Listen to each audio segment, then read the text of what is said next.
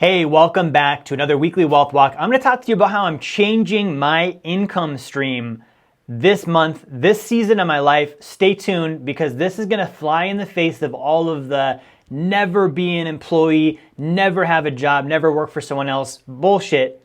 So stay tuned.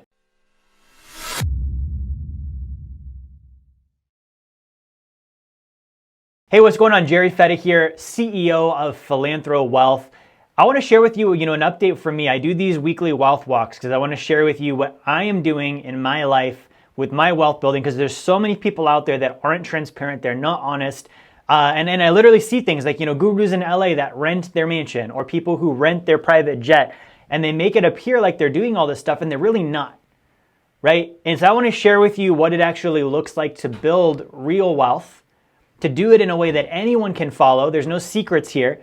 Right? And so that's what this is about. Now, what I want to go over today, I'm going to whiteboard this out. When I was 18 years old, someone first shared this concept with me, right? And this is called the cash flow quadrant. And a lot of you are probably familiar with this. So let's just sketch it out on the whiteboard. Okay, so this is the 4 different ways to earn income. You have as an employee, you have self-employed, you have as a business owner, and you have as an investor. And so what I was taught on this was that being an employee means you have a job and you have a boss and you don't have freedom, and you've got the man running you and you're under someone's thumb and all this kind of stuff. I learned that at 18 years old. The result, and I never experienced that. My first job was actually working with my dad. He was a painter and a carpenter. And so I did work with him as a kid and as a teenager, and I actually enjoyed it. Like I was working with my dad. He was my boss. He told me what to do. He taught me how to work.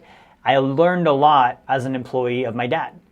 Okay, so I learned this, okay, apparently employees are bad. I worked at the pizza place. Let me tell you what, I didn't love the pizza job. Wasn't my favorite, but my boss was awesome. I had a really good boss there. I was an employee at the gym, as the head personal trainer, right? Same thing, I had an opportunity there. I made decent money as an 18, 19-year-old. They bet on me when probably no one else would have. So I never had a bad experience with a job, but I learned this, and it's never have a job, never have a boss, never be an employee. And on the cash flow quadrant, it's that's the worst way to earn income. Next, I don't want to interrupt you too long. I just want to give you a free offer for my book, The Blueprint to Financial Freedom. If you go to jerryfetta.com/B2F promo, you can get the book now. I'm going to let you get back to the video, right? And then you move into self-employed. Self-employed, you own a job. Right? You don't have employees. It's just you. You own a job. You're both the boss and the employee, no one else. Okay? When I was an employee, at least I had coworkers. At least there was infrastructure. At least there was a company. At least the payroll was something I didn't have to figure out and do by myself. Right? I show up, I do my thing, I get paid, I leave. Right? Becoming a business owner, it means you run a system and you run people. Okay? You can't just become a business. You're not today I'm a business owner. No. You need to have skills. You need to be a leader. You need to be the first one there, the last one to leave. You need to work harder than everyone else. You need to lead by example. This is all of what goes into a business owner. To be an investor, you need to still be involved. There's still a level of involvement, paying attention, understanding what you're investing in, reading financial reports, vetting for new opportunities. So I think the flaw with this model is so many of us see this and we're well, I want to be a business owner and investor because that's passive income and that's tax this benefit and tax that benefit, and being an employee is bad, being self-employed is bad. Here's the reality, guys. 95% of you should not be business owners. 95% of you should not be business owners, right? I've been a business owner from the age of 19 or 20 until now. Right? And so I've been earning income in this category, and I'll tell you what, there's a lot of sleepless nights. There's a lot of effort that goes into it. There's a lot of other people that they don't work the same way you do because it's not their business, which makes sense. You're not going to be super into how someone else's kids are doing, just like they're not going to be super into how your business is doing. They're going to be let me do my thing, and then I need to go do my own life. Why? Because they're the employee of the company. They're not the business owner. Right? So there's something to be said for being a business owner. Being an investor, I've done this. Lots of fun. I love being an investor. Okay, I've also lost the most money being an investor. Why? Because I thought investing was passive. It's passive. You just find someone else that knows what they're doing and give it all to them and trust them, and they're going to do a good job, and they're going to be trustworthy, and they're going to all of the things, right? And it turns out as an investor, because when you invest, the money goes out quickly, and it comes in slowly, you can lose it faster than you can make it. So if you're just an investor, you have a very high downside. If you lose money, it brings you all the way back down into being a business owner or an employee or being self-employed. Okay, so I'm a business owner, I'm an investor, but I recently became an employee. Okay, I recently became an employee. So being an employee is something that is new to me. I'm now the CEO of PhilanthroWealth. Okay, now, here's the thing. When you're an employee, there's a couple of different things that can happen. You actually have a little bit more time for other things. So that's something I've noticed is as a business owner, you can ask my wife and my son, I was working 80, 90-hour weeks constantly, right? No time for anything else. It's just that. Why? Because I'm building it up. I'm building it up. Now the employee being, in this case, the CEO, I still have the responsibility of managing and expanding the business. But at the same time, there's an existing company, there's other staff, there's an owner, there's different things going on. So there's this support that you have as an employee that I didn't experience as the sole business owner, right? As the sole business owner, you are the support. You don't get support, you are the support. You're solving everyone else's problems. There's not someone above you taking care of you to make sure you're okay, right? And nobody sees that part, right? Nobody understands that. Like until you are a business owner, you don't know what that really means. Now, there is a distinct difference between a business owner and self-employed. Self-employed means you own a job.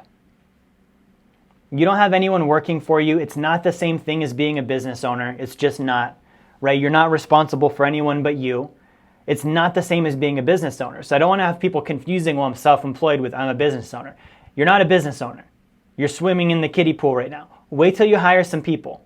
Wait till you're responsible for 5 or 10 or 15 other people's families and whether or not they eat that week and whether or not payroll gets made and all of these things that you deal with as the business owner, right? So as a former business owner, now I still am an owner in the company I'm in. Why? Because we did a merger. So I said, hey, as a merger, instead of buying me out, I want equity in the new venture that I'm becoming a part of. I'm going to be a CEO, one side of what I'm doing, right? So I've got this going on. And I've got ownership, right? So I also have equity. Why? Because the number one thing from an asset class standpoint that the top 1% of wealth own is business equity. Business equity. How do I earn my income? For me is not that big of a deal. As an employee, you can pay me as a W-2, fine. As a business owner, you can pay me on what's called a K-1 or a 1099, fine. Right? As an investor, you can pay me with distributions, fine. It's all income. It's going to end up on my tax return. I'm going to go through and do my tax planning, my investing. It's just that triangle of wealth of earn, save, invest, right? But for me, this is an interesting new transition because, you know, I think a lot of times as employees, people think they're limited. Oh, I can't because I'm an employee and I don't have the same opportunities and I don't have the same tax write-offs and I don't have the same this and the same that. And I'm here to tell you that that's BS. And I'm going to show you it's BS. Okay, I'm going to go from top 10% of wealth to top 1% of wealth as an employee. And I'm going to show you how it's done. Now, you're going to say, well, Jerry, you have equity in a business. You could too. I took an existing asset and I traded it for equity in a business. You can be, as an employee, saving up your wage, putting it in your sacred account, building up an asset there, borrowing against it and using it to buy equity in a business. There's no reason why you have to own the business to have equity in the business. When I say own, be like the majority shareholder and the founder and the name behind it, okay? You can literally just have equity in the business. That's more of an investor, right? And so I would rather move my business ownership from here to here and have equity this way. By having equity this way, I can be an owner of many different companies. And I don't necessarily need to be, you know, the dad at the top, you know, with everyone else beneath me and all the responsibility of it. I can say, good, there's an existing owner. They're going to run it. There's an existing CEO. They're going to run it. I don't need to be the CEO of this company and their companies. And I'm going to let them do their thing. And I'm going to participate as an equity owner, as an investor. And that's it.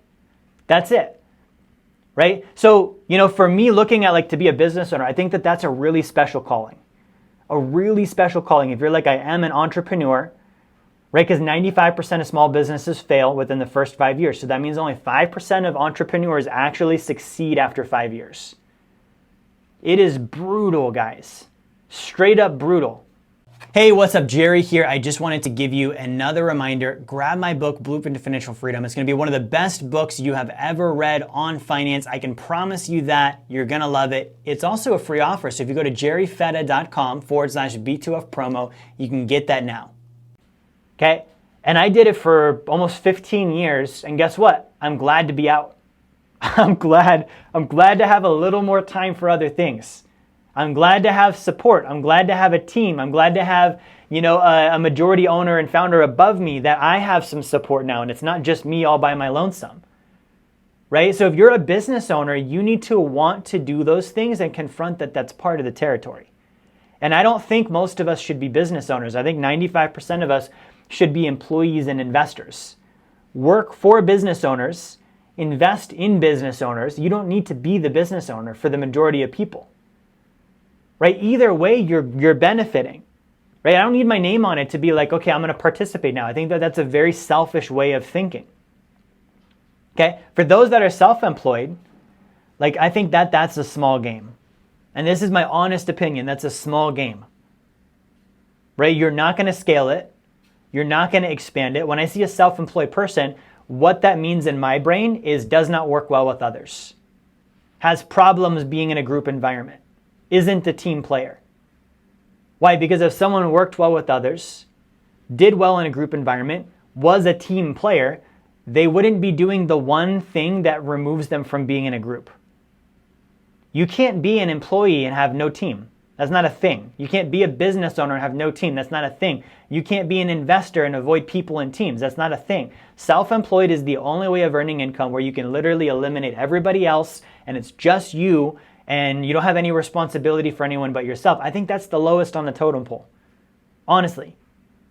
I don't think we need a world full of self-employed people. I think we need employees who work for good companies, and I think we need investors who invest in good companies, and that 5% of people who actually should be a business owner, the cream of the crop, the highest caliber, we flow them power and we flow them support because it benefits us, right? Now, of the 5%, probably 1% of them are assholes. Bad bosses, 20% of all people typically are messed up, right? So when I look at 5% of businesses succeed, 4% of them are good, 1% of those are not. So if you've worked for or invested in the 1% that are not, I want to tell you that that's a thing. So it's the ones that are good, they have good intentions. They're promoting human welfare. It's not just about raw capitalism. Because the problem is with raw capitalism, all that is the self-employed guy figured out he could make more money with others. He doesn't actually want a group. He doesn't actually want to help people. He doesn't actually want to benefit anyone. He's doing it just for money and personal gain. And it just happens to be that he needs people involved to make that happen. Okay, that's the 1% you should avoid. Don't invest in them. Don't work for them. But the other 4% are amazing. Right? 80% of all successful business owners are amazing people. And if you ever had the privilege of meeting them, they're interested in you, they're good leaders, they have a very high level of personal development, they're great communicators, they care about others. That's most successful business owners. And guess what, guys? They need our support. They need our support. And as a business owner, of a company for almost 15 years, I can tell you, finding support is not always easy for the business owner. They have the dream and the idea, finding people who are like, hey, I've got you, right? I've got you. I'm going to back you. I'm going to support you. I understand what you're going through. I understand at the top it's not easy. So I'm here to take as much off your plate as possible, right? So as an employee, I'm excited because I have both perspectives of that, right? I've been the business owner. I've been the investor. Now I'm doing the employee thing. But I'm here to share with you, you can build wealth as an employee. You can become a top 1%er as an employee. It's not impossible. And you don't need to do the traditional retirement model just because you're an employee. You can still have financial freedom, right? So guys, that's my video today. That's my weekly wealth walk. Thank you for watching. Like, share, subscribe, comment below if you have any thoughts or questions. I'll see you next time. Hey, this is Jerry Fetta here. I want to thank you for watching my video, watching my content. I hope you enjoyed it. If you would like to learn more about the Blueprint to Financial Freedom and how you can achieve passive income that exceeds your savings, your expenses, your taxes, your generosity, and build wealth like the top 1%, I want to encourage you, grab a copy of my book, The Blueprint to Financial Freedom. You can go to jerryfetta.com/B2F promo, or you can click the link in the description of the video here. The copy is free. You cover your shipping. We'll send the book out to you, and we'll send you an email with a bunch of great bonus material also for free. Get the book, subscribe to the channel. I'll see you on my next content.